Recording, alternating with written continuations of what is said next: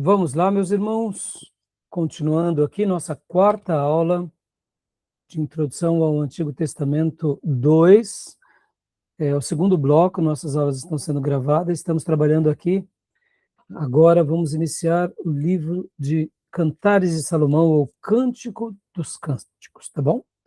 Diegão, leia para nós, para a gente, por gentileza, por favor. Cantares de Salomão, o Cântico dos Cânticos. Uma análise estrutural, histórica e teológica do livro mais incompreendido da Bíblia. E lembrando que nós estamos usando aqui o material do Ellison, tá? Stanley Ellis. Estou me baseando nesses slides unicamente neles. E fiz questão, irmãos, porque assim vai dando esse...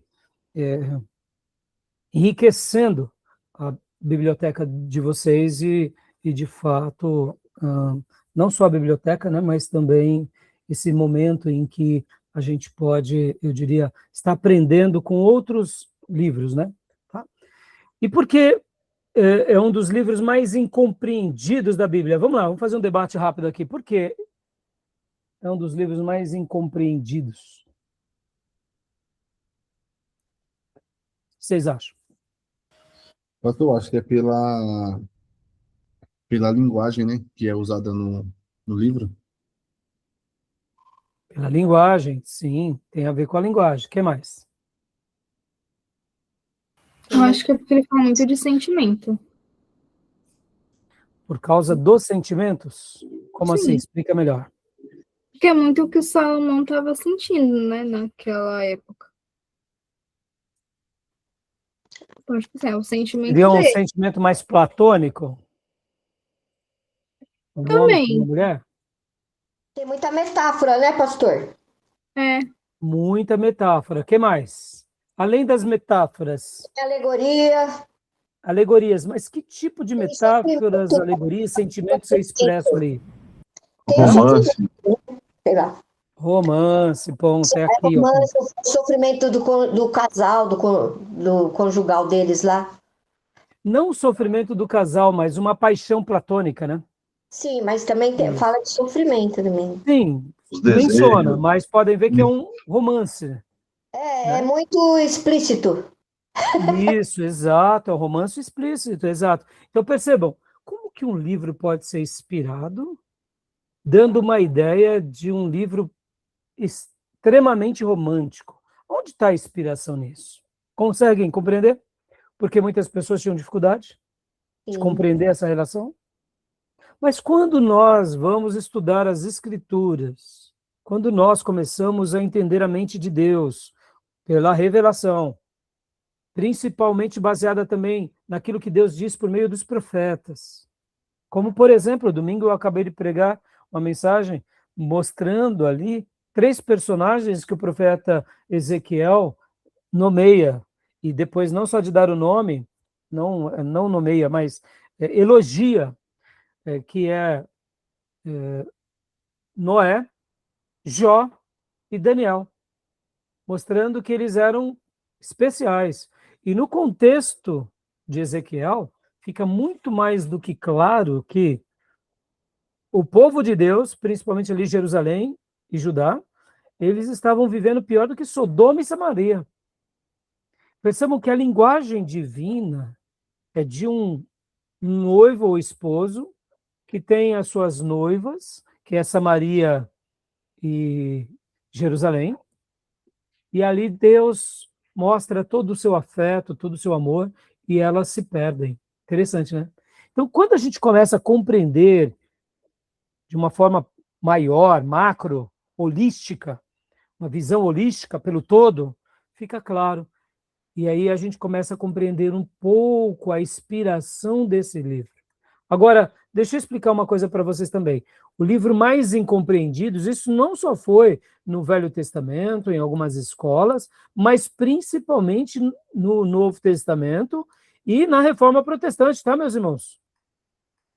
E também, nesses 2000 anos de história cristã, logo depois ali dos primeiros 500 anos, o catolicismo romano, principalmente por ter se enveredado para aquilo que eles chamam de voto do celibato, defender a inspiração desse livro parece estranho. Porque o que o catolicismo associou? Que a castidade tem a ver com a santidade. E isso não é verdade. A castidade é um dos pontos da santidade, mas não é toda a santidade. Quer ver um exemplo? Se você casou, não tem como você viver uma vida em castidade, em abstinência. Quem é casado e não preenche o cônjuge nessa área, está em pecado. Ou seja, o marido tem que satisfazer a mulher e a mulher o marido, senão não casasse. Já que casou, complete o cônjuge, inclusive intimamente. Percebam que, então, ser santo na perspectiva bíblica tem muito mais a ver do que a castidade. A castidade é uma coisa que deve ser zelada para aqueles que ainda não foram casados. Aí sim. Ou para aqueles que ficaram viúvos. Aí sim. Mas no casamento, não tem como. Faça um voto de consagração, pastor. Eu não vou ter mais relação com meu marido. Fia, esse voto aí Deus não quer, não. Está errado. Pode orar e jejuar para Deus te libertar dessa castidade esquisita. Porque você casou? Ué, não tem sentido. O apóstolo Paulo vai falar que em dias de jejuns e orações, aí sim você se resguarda. Porque afinal de contas você está jejuando. Você está fazendo uma campanha de não sei quantos dias. Mas tudo bem. É um momento seu com Deus que você quer se preservar. Principalmente quem faz jejuns longos, como a gente indica, algumas vezes, pessoas que gostam de ficar 3 dias, 4 dias de jejum, alguns ficam até mais tempos com relação a jejuns de alimento, somente com o líquido, porque a partir do 3º dia não é bom fazer jejum total de tudo, né? Fica aqui essa recomendação: jejuns devem ser feitos principalmente depois do 3º dia.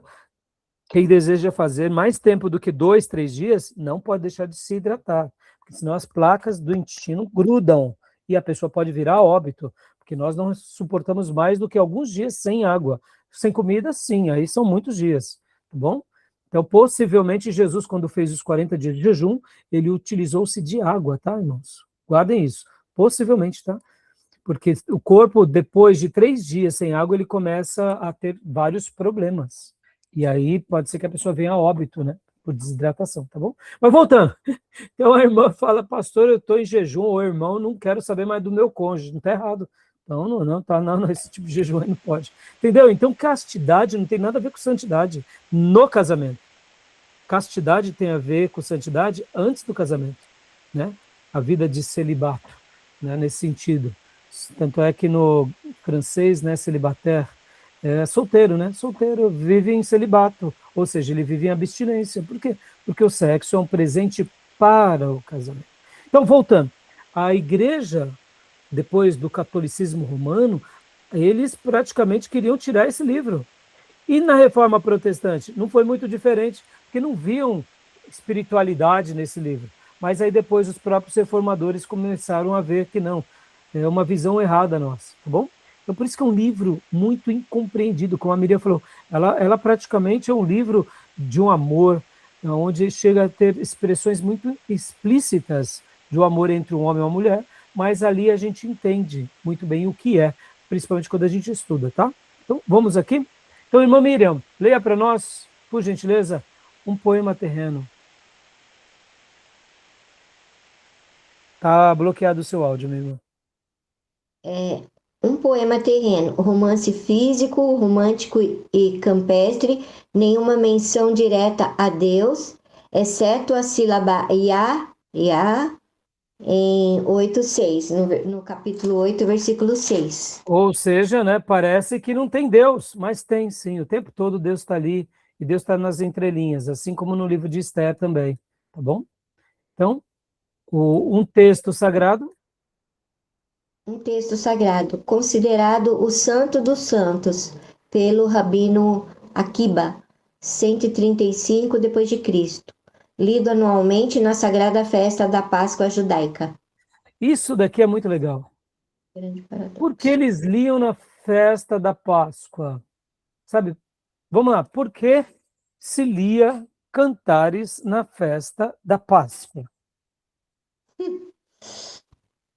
Que relação tem a ver? Porque O que vocês acham? Pode chutar, meus irmãos. Era romance? Tinha festa de casamento? Ah, Páscoa, né? Então, o que que foi a Páscoa, se não... O que que foi a Páscoa, irmãos? Vamos lá. A Páscoa não é a passagem? É a passagem. E o que Sim. que acontece agora? Eles, eles, ele come ervas amargas, essas coisas. Isso. Mas vamos definir aqui o que que foi a Páscoa em si. O grande acontecimento. Foi a travessia, né, a terra, né? Foi a Até, saída, não foi? A saída para a terra. Mas o que que acontece ali? O que marca ali na Páscoa? Quando aquele contingente imenso de pessoas, logo depois da celebração, saíram. O que que inaugura ali? A travessia do mar, não foi, pastor? Algum tempo depois eles vão atravessar o mar. Mas olha só, qual que é a grande questão de ser lido? É porque ali inaugura a grande união do noivo supremo com o seu povo, que é a noiva eleita. Agora que é o casamento entre o eterno e os seus redimidos. Estão entendendo? Foi isso que aconteceu ou não foi? Deus não vai ao Egito, manda as pragas, destrói o Egito, e agora diz: saiam, meu povo. Então é a inauguração de uma nova aliança entre Deus, o supremo noivo, e Israel, a sua noiva. Por isso que era lido na festa judaica da Páscoa. Entendeu? Lindo ou não? muito Lindo, lindo. né? Porque, ó, como a Miriam falou, ora, tem casamento? Tem, mas é que tipo de casamento? Entre Deus e o homem. Dando essa ideia sublime. Vamos lá, meus irmãos, a nova aliança. É um casamento do noivo com a noiva ou não? A Páscoa cristã, a nova aliança. Sim. É ou não é? É um casamento. Ele, com o corpo dele e com o sangue dele, nos redime e nos deixa debaixo de uma nova aliança. Olha o nome, aliança, dando essa ideia. E é o seu povo dele, com ele, o noivo supremo. Estamos assim.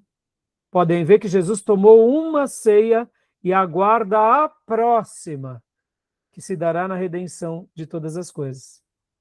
Fantástico, não? Então percebam que a Páscoa tem tudo a ver com união. A Páscoa cristã tem a ver com a nova aliança. É agora o povo de Cristo. Aonde?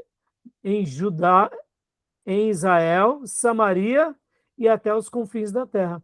Porque na cruz ele morre para estabelecer essa nova aliança.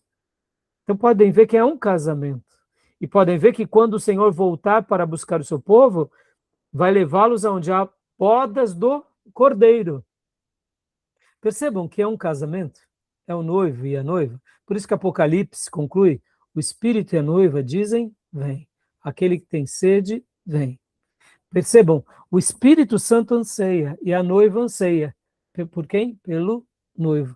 Percebam que o grande paradoxo, como decifrar este enigma, é dessa forma, né?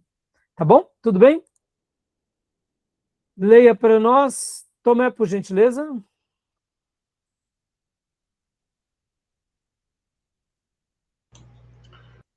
O título e o autor.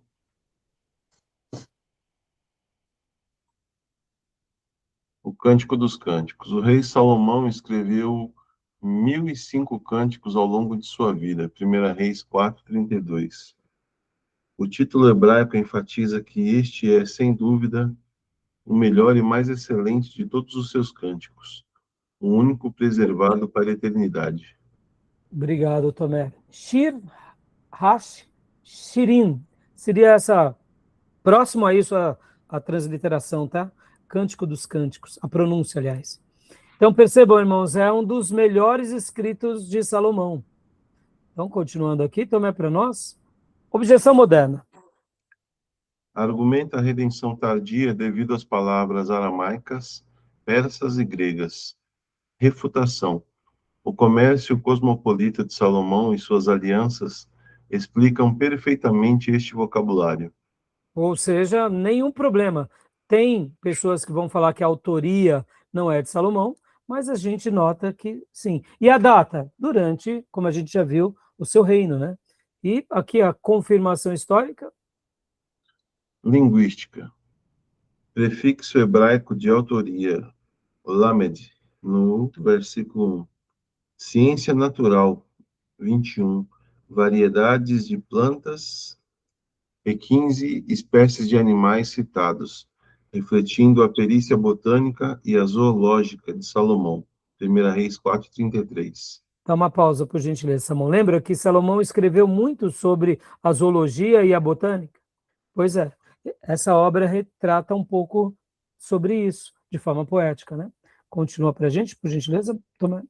Geografia. Referências ao norte e ao sul indicam uma nação unida, provando redenção antes da divisão de Israel em 931 AC. Tradição. Unanimidade judaica e leitura anual na Páscoa. Então, a data é por volta disso, principalmente por causa do Reino Unido, né?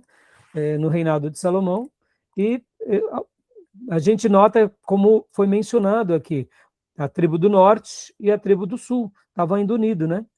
Tá bom até aí? Tudo bem? Alguma dúvida? Continua para nós também, por gentileza. O perfil do autor, o jovem Salomão, 990 a.C. Como um polígamo poderia escrever sobre fidelidade conjugal? A Uma resposta, pergunta, né? a resposta está na cronologia. Ou 990. seja, deixa eu só dar uma pausa aqui, Tomé, por gentileza. Quando eu falei há pouco, né, a 931, eu estava me referindo à divisão do reino. É claro que Salomão é 990, por volta disso, que ele começa o seu reino. Ele reina durante 40 anos, então ele vai parar aqui por volta de 950, tá? 950 aqui. Mas essa pergunta é muito legal, né? Como alguém que é polígamo, que viveu, né, como ninguém pode falar de fidelidade? É simples, é porque ele escreve possivelmente ou no meio, ou, aliás, no começo do seu reinado, ou quem sabe aqui mais próximo aos seus 20 anos. Eu acredito, meus irmãos, que essas grandes obras de Salomão, Provérbios e Cantares, se dão aqui. Eclesiastes é literalmente no finalzinho mesmo, tá? Então, leia para nós, Tomé, por gentileza. O harém inicial. Em Cantares, capítulo 6, 8 e 9, versículos 8 e 9, o harém é incipiente, 60 rainhas e 80 concubinas. O amado deixa todas elas para focar apenas na sulamita. Percebam que aqui, meus irmãos, já é um número absurdo, né?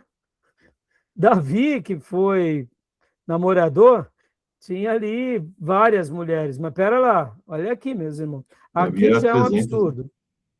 Mas vamos dizer que ainda aqui ele estava dentro daqueles 20 anos bons, né? Podia ter parado por aqui, meus irmãos? Percebam, ao poder, à política. Querendo mais do que Deus dá, né, irmãos? Entendeu? Uma vez eu vi um pastor que tinha tido uma grande queda, que ele falava um pouco sobre ele, e ele dizia o seguinte, que Deus fez ele como se ele fosse uma goiabinha do mato, e ele quis se tornar uma goiaba grande. Meus irmãos, um dos nossos problemas é esse. Tem vezes que Deus nos fez ser úteis na nossa região. Deus não quer nos usar na nossa nação, Ele quer usar na região. Aí a gente acha que a região ali, a cidade é pouca. A gente tem que abraçar, né, todas as cidades. Aí a gente começa a fazer nos acordos. Mas, irmãos, guardem isso. O que nós colocarmos como meta da nossa vida, muitas vezes nós vamos conseguir. Isso não significa que Deus está conosco, tá bom?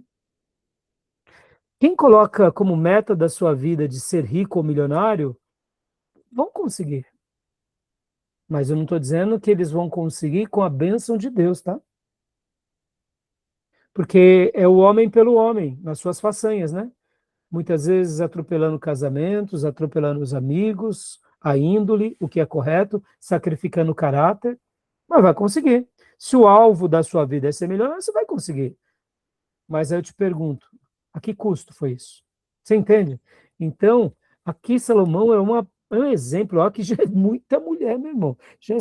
Olha, já é 60 rainha e 80 concubina. Meus irmãos, como pode isso daqui? Ele foi 60 fiel aos rainha, 80, pastor. pelo amor de Deus. Hã? Fala, Tomé. Ele foi fiel aos 80, ele casou com todas? Então, eu não entendi, Tomé. Não, tô falando, ele foi fiel aos 80, ele casou com as 80, né? Então, não, mas aqui já dá mais, Tomé, aqui dá 140, né? É. Imagina, é muita mulher, né? Não tem como você, como homem, poder suprir a necessidade dessas mulheres, como intimamente. Na realidade, irmãos, isso daqui, aqui já é uma questão de poder. De poder. Não é outra coisa. Porque é uma questão fisiológica.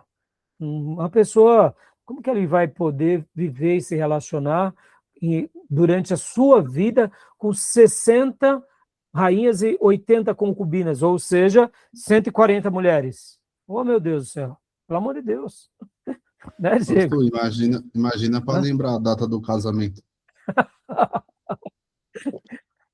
Ai, ai, e aí vai, né? Se isso já é difícil, imagina outras coisas, né? Bom, e aí então, o declínio tardio, leia para nós.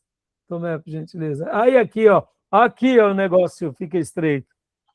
Ô, Diego, acho que por isso que ele casou tanto. Ele não lembrava, ele arrumava uma nova data. É verdade. O declínio tardio. Anos depois, por alianças políticas, seu harém chegaria a 700 esposas e 300 concubinas. Cantares capta o romance mais genuíno e autêntico, baseado em beleza e caráter. Meus irmãos, 700 esposas e 300 concubinas. É uma coisa... É até vergonhoso para nós que somos ensinados por Deus da monogamia, né? Para quê? Não tem sentido, né? Não tem sentido. Talvez, irmãos, o que acontece é esse o ponto, né? No, na realeza, na monarquia, é compreensível quando um rei tinha mais de uma esposa. Por quê? Por causa da questão da linhagem real. Se matassem um filho, tinha outro filho, e assim poderia ter as concubinas. Mas, vamos lá, uma coisa é dentro de uma normalidade. Outra coisa é de uma coisa absurda. Aqui já de 60 já é um fora do comum. 700, então, não tem nem o que falar. 1.000, né? 140 para 1.000. Tá bom? Então, isso prova o quanto nosso irmão se desviou, né, meus irmãos? É essa a explicação. Vamos lá. Dois mundos. Leia para nós, Pastor, Diego, por mas gentileza. só uma pergunta aqui. Todas essas mulheres que ele teve foi para fazer aliança, né? Principalmente porque não era só uma questão de sexualidade, mas é de poder, Diego. Porque o que que acontece, Diego? Ainda hoje, no mundo árabe, não existe os sultões, Sim, sheiks, que têm várias esposas? tem. O que que representa isso? No mundo atual, poder. Você pode sustentar 10 mulheres, Entendi. 20 filhos, ou seja, você é uma pessoa rica. Por isso que era compreensível um rei ter mais de uma esposa, ou uma esposa e várias concubinas, porque ali tinha dinastias, filhos, então, ou seja, a linhagem dele e o reino estavam se mantendo.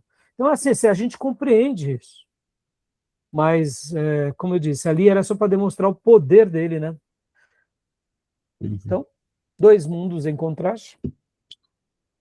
O refúgio cam- campestre, norte. A pureza rural, montanhas arborizadas, vinhas e fontes nos montes Líbanos e Gileade.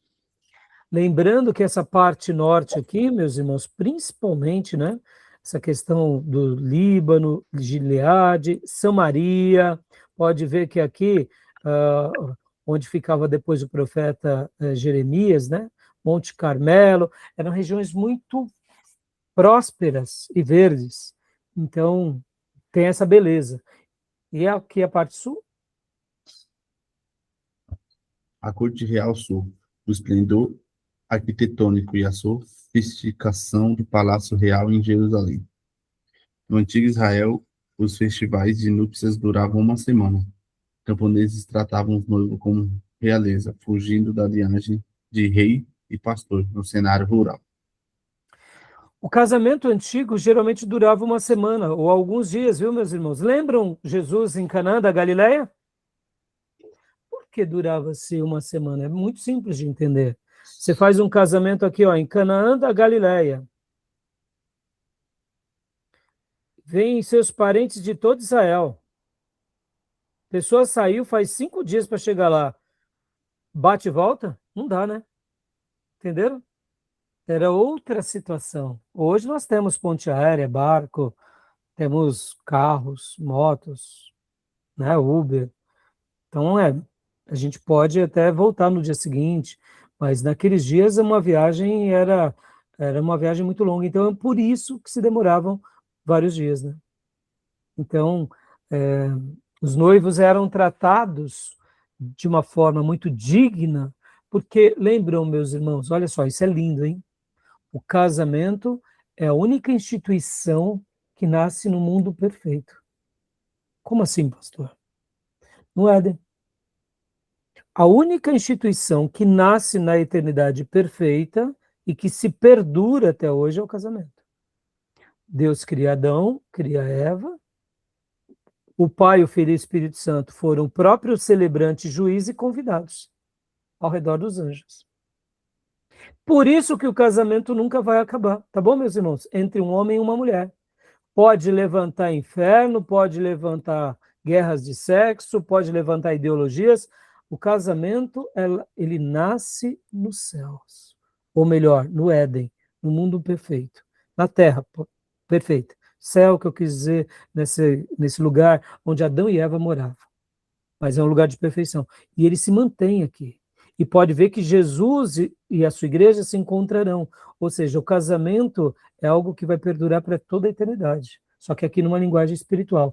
Mas o casamento jamais vai deixar de existir. Tá bom?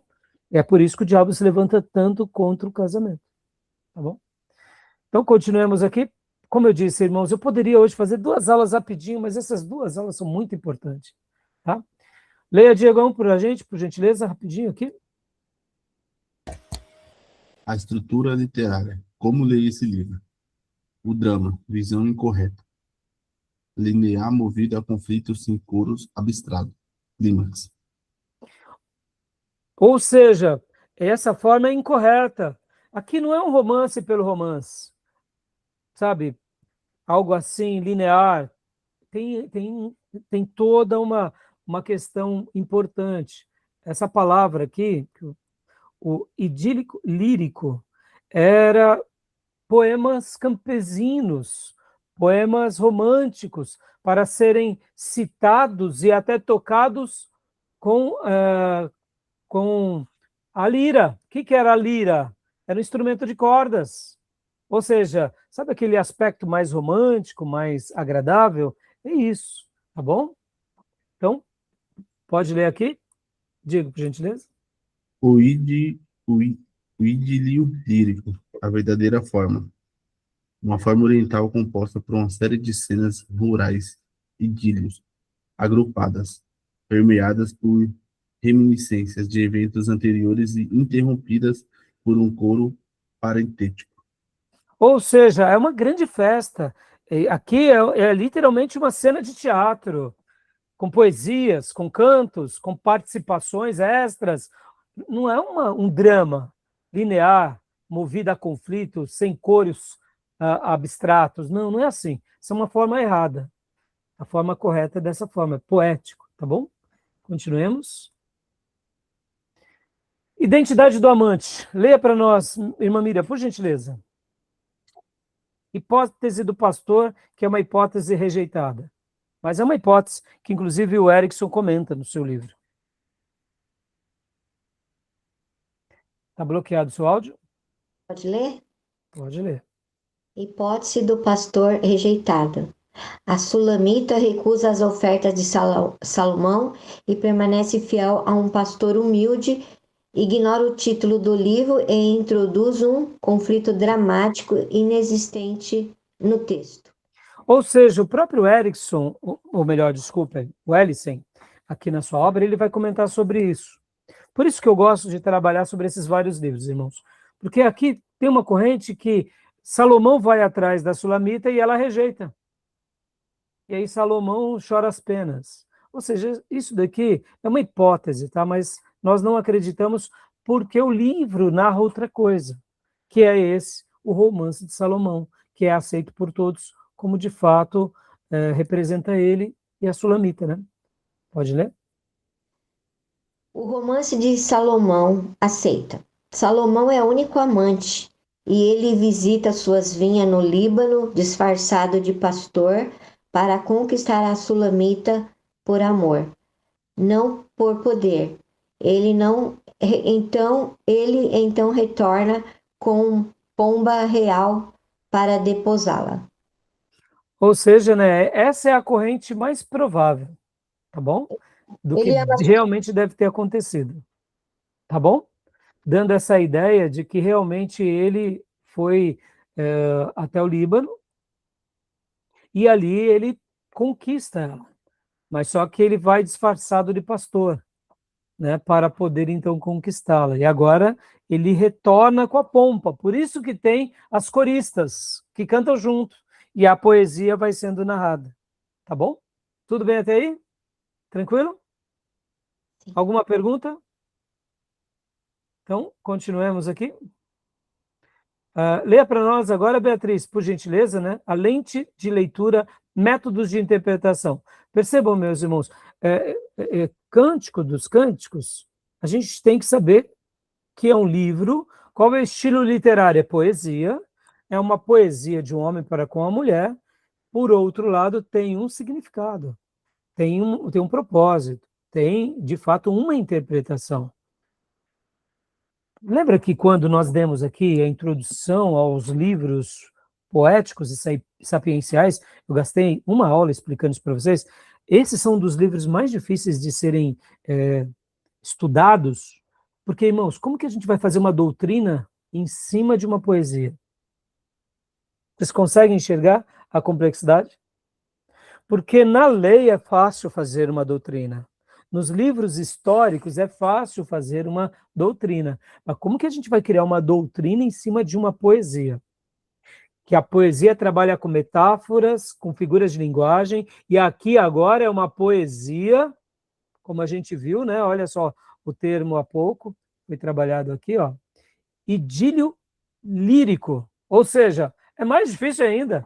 Como que a gente vai falar algo? Não, Deus está dizendo aqui em cima de uma poesia campesina, que era para ser cantada, entoada, apresentada ainda com instrumentos. É possível? É, mas a gente tem que tomar cuidado, não tem? Vocês entendem a complexidade? Por isso que alguns pastores e mestres vão dizer que em Salmos, em Provérbios, nos livros poéticos, nós não fazemos doutrina. É por isso. Eu não concordo com esse pensamento.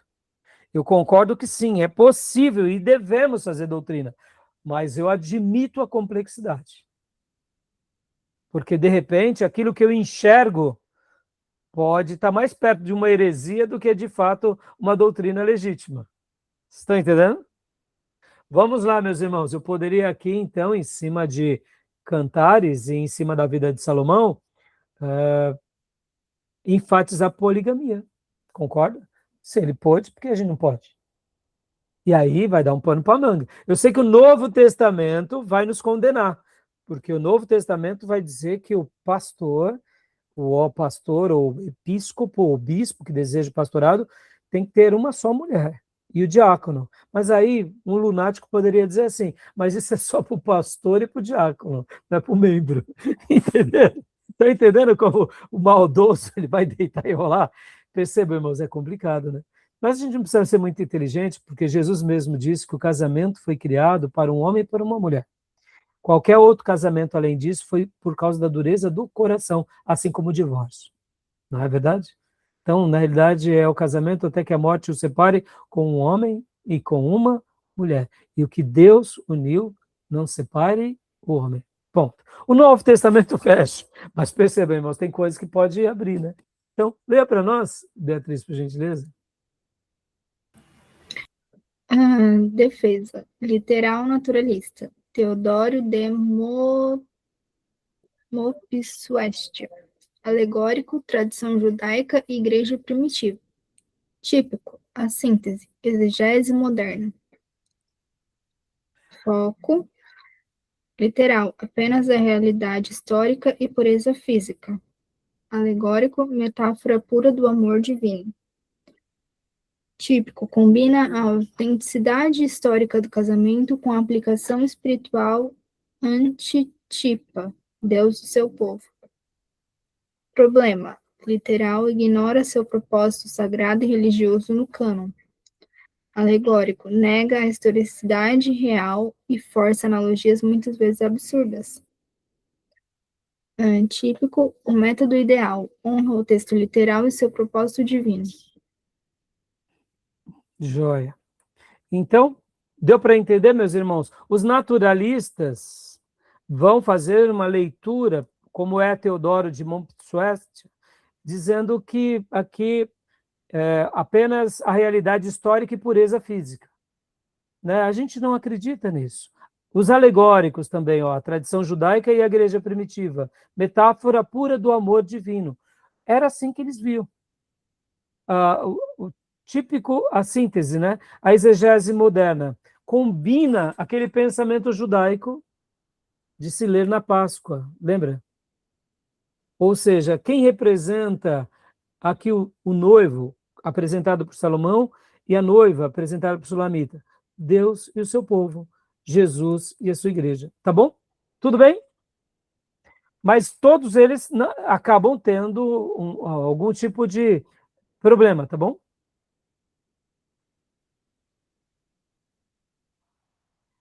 Alguma dúvida até aí?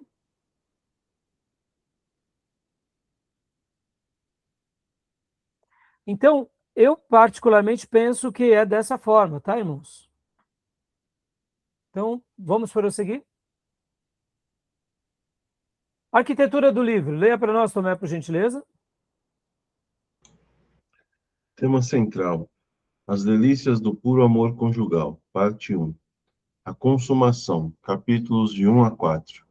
O romance inicial, os anseios e a gloriosa noite de núpcias. Foco absoluto na união. Parte 2, a continuidade, capítulos 5 a 8. Os desafios do casamento, sonhos de perda, reafirmação e o aprofundamento do amor. Foco absoluto na comunhão. Joia. Então, ficou claro essa parte 2, esses dois slides?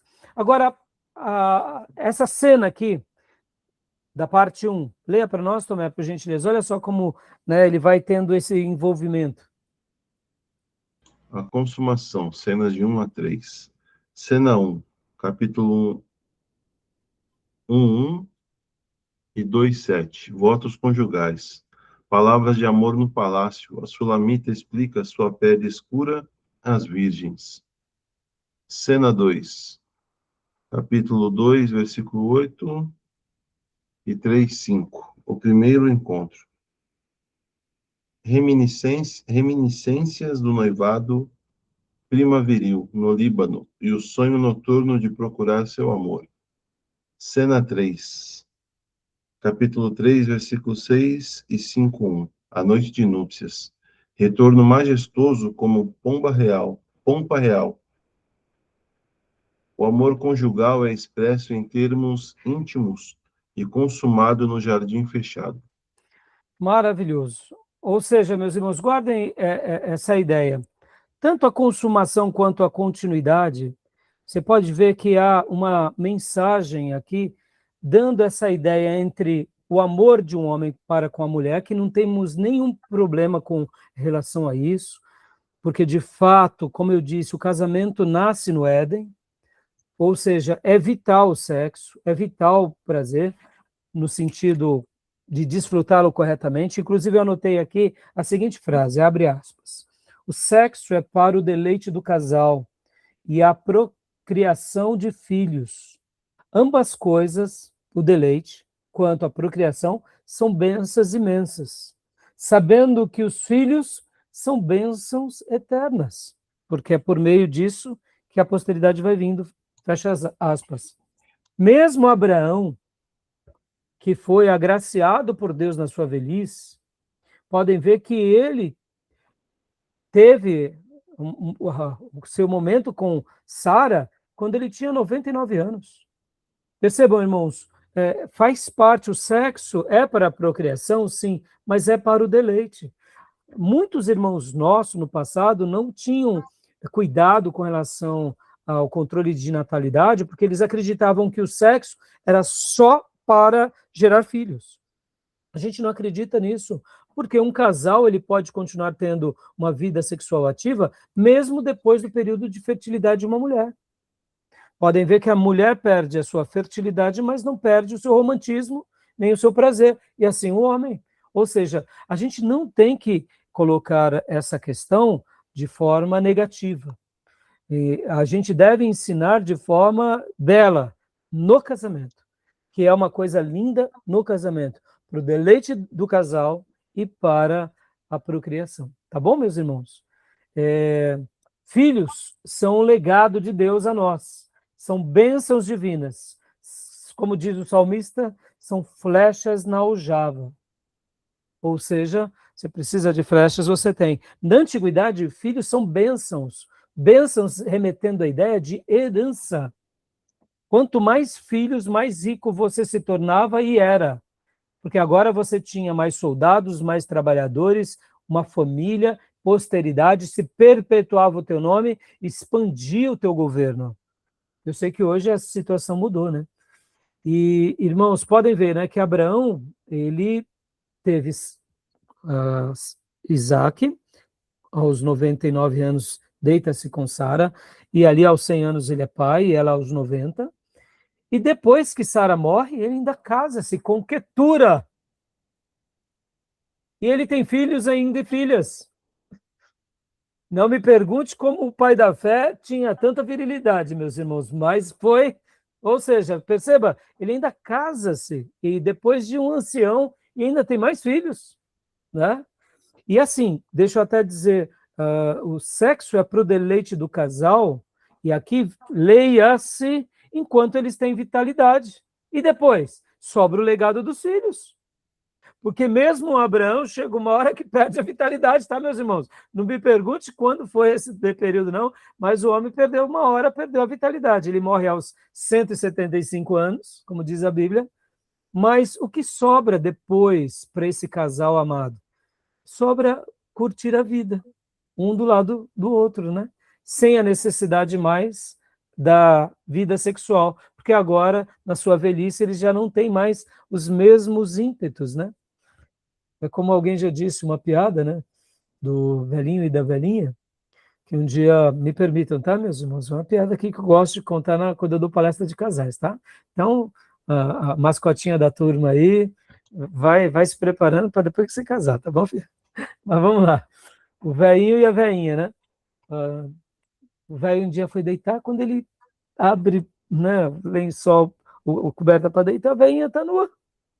Aí ele olha e fala, o que é isso, filho? O que é isso?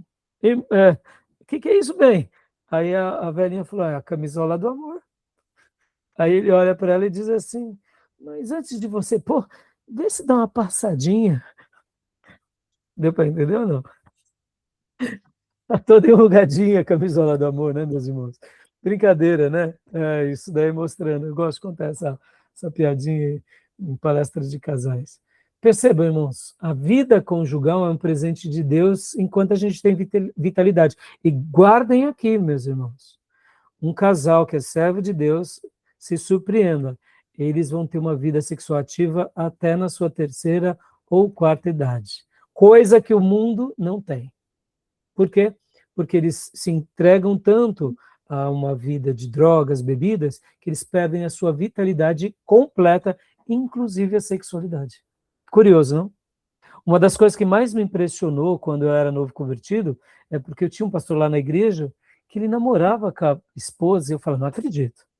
Aí eu conheci os filhos e os filhos diziam, nada. E quando o papai e mamãe começam um enroscar no outro aqui, e um começa a apertar o outro, cheirar o cangote do outro, Aí eu e minha irmã olham um para o outro e falam, vamos para a igreja, irmã, vamos para a igreja, deixa o pai e a mãe aí. Perceba, é lindo isso no casal. Por isso que eu disse que o sexo é um deleite para o casal, enquanto eles tiverem saúde e vitalidade. E depois, o próximo, a bênção é a procriação dos filhos. Quando pausa-se um, continua-se o outro. Tá bom, meus irmãos? Tudo bem? Por isso que eu falei, é importante a gente falar um pouco sobre isso, porque o mundo fala sobre sexo como bestialidade. Nós falamos como qualidade. Pode ver, uma pessoa que ela é esclarecida no Evangelho, ela não tem medo de falar sobre isso. Podem ver, no mundo, uma pessoa tem relação com muitas pessoas para poder se satisfazer. No reino de Deus, nós temos relação com a mesma pessoa por toda a nossa vida e somos plenos. Por quê? Por causa do outro apenas? Sim, encontramos a nossa cara metade, mas principalmente por causa de Deus na nossa vida. Nós não precisamos de novos pares. O mesmo par, na graça de Deus, nos satisfaz. Isso daqui é uma mensagem incomparável para o mundo. Não é verdade, irmãos? Tá bom? Alguma pergunta, alguma dúvida? Segunda cena aqui, leia para nós, Tomé. Parte 2, a continuidade. Olha que legal.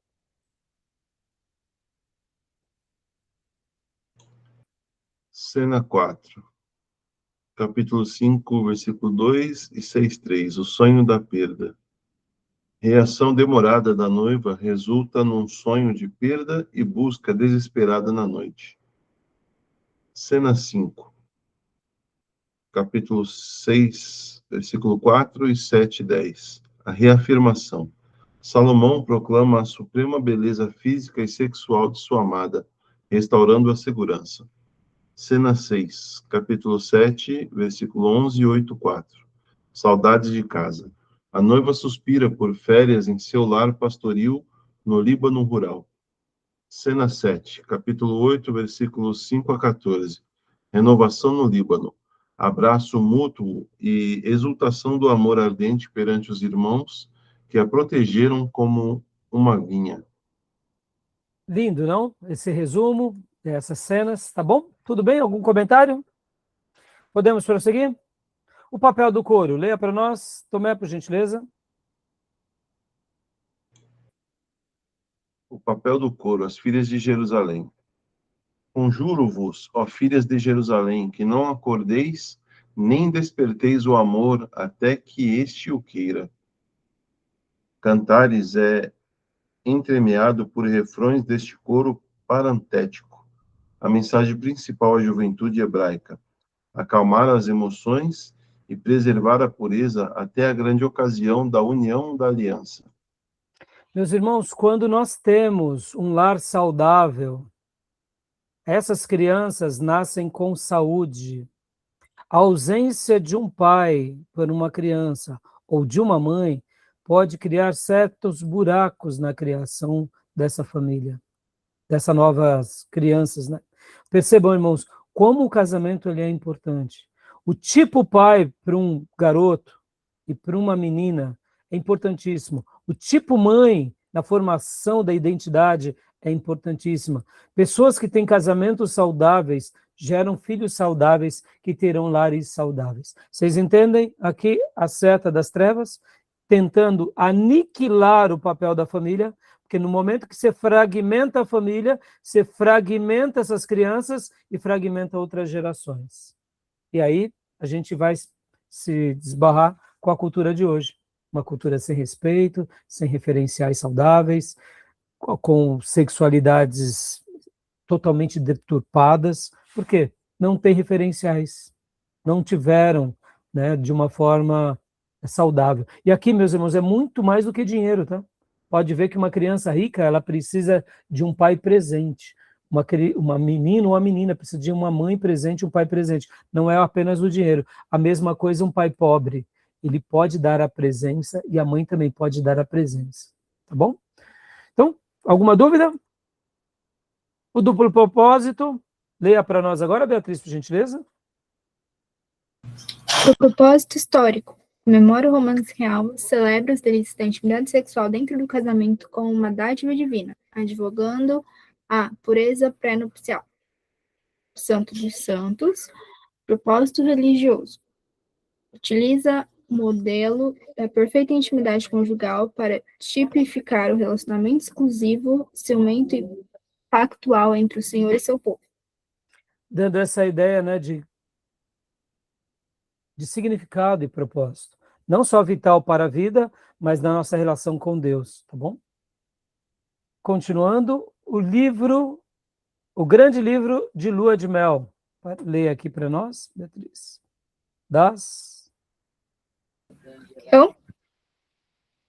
Eu mesmo? Isso, é o outro. Mudou aqui? Não mudou? Mudou. Das 46 vezes. Das 46 vezes que a palavra amado aparece em todo o Antigo Testamento, 33 estão nesse único livro. Ele é a consumação prática de Gênesis 2:24. Serão ambos uma só carne. Continua? Pode continuar. O jogo de palavras.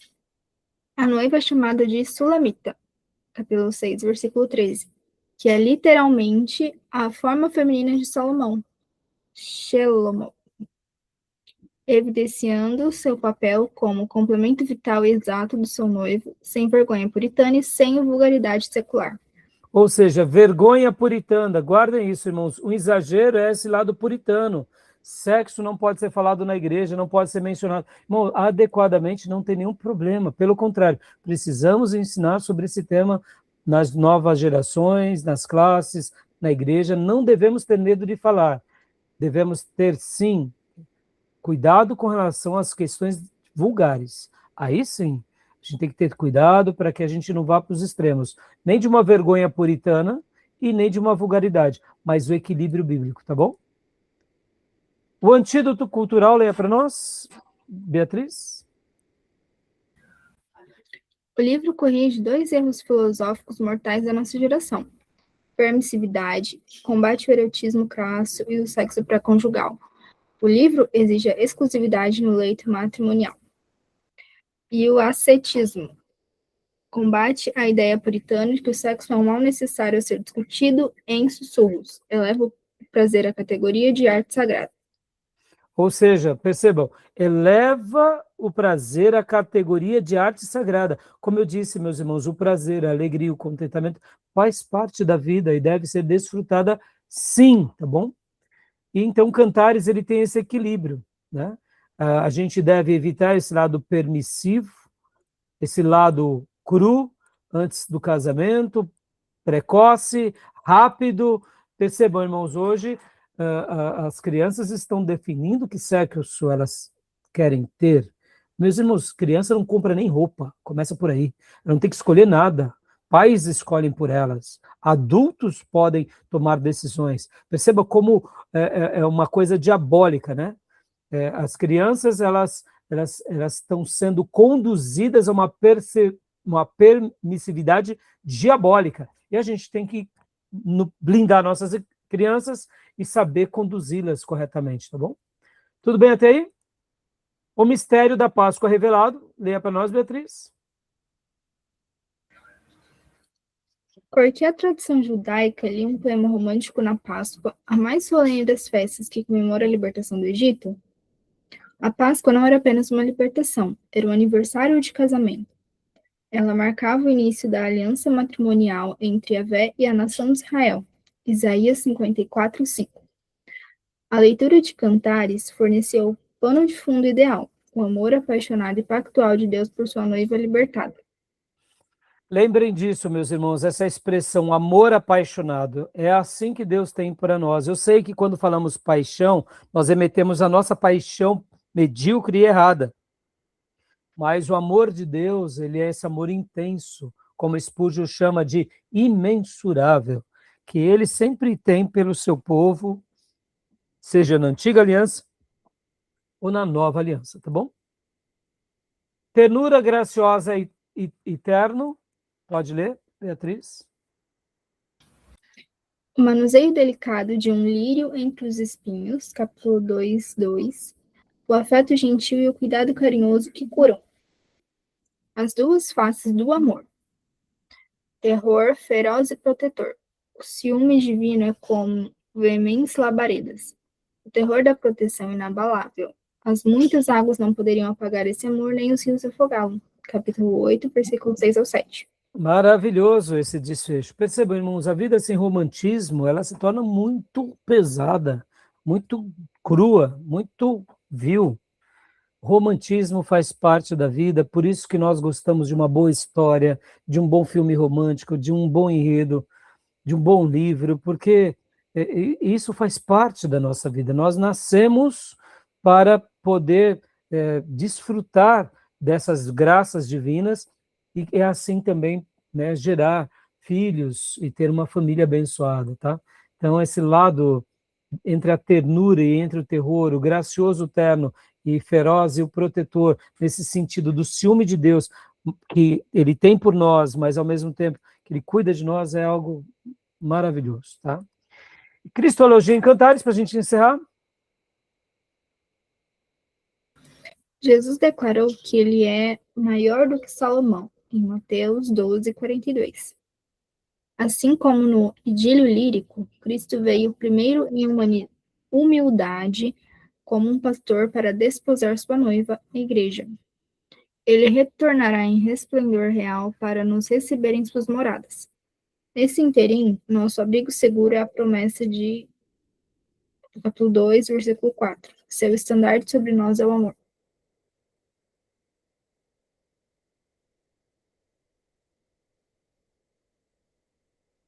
Gente, travou? Ou seja, a sua grande bandeira sobre nós, né, é o amor. Deu uma travadinha, mas aqui deu para ler, viu? Tá bom? Deu para entender? Deu uma travada, mas tá bom, meus irmãos. E aqui, o último slide. Pode ler, Beatriz, por favor? O projeto e a sombra. Cantares de Salomão não é um acidente no cânon sagrado. É simultaneamente o projeto arquitetônico mais belo já desenhado para a intimidade conjugal humana e a sombra majestosa do amor divino. Quando Deus quis nos ensinar sobre o fervor, a exclusividade e o fogo inexaurível do seu amor, ele não usou o compêndio de teologia, ele escreveu um cântico de amor. Vocês entendem, meus irmãos? Olha aqui, ele escreveu né, um cântico de amor. Então, leia-se Cantares como o amor de Deus ao seu povo. O noivo se revelando a sua paixão, seu amor intenso à sua noiva. Tá bom? Tudo bem? Fechamos? Alguma pergunta, alguma dúvida? Então, vou fechar aqui, tá bom, meus irmãos? Joia. Então, vou fechar aqui a nossa gravação para a gente ir para o último bloco, porque agora a gente vai fazer a introdução aos livros poéticos e aí a gente fecha a aula de hoje.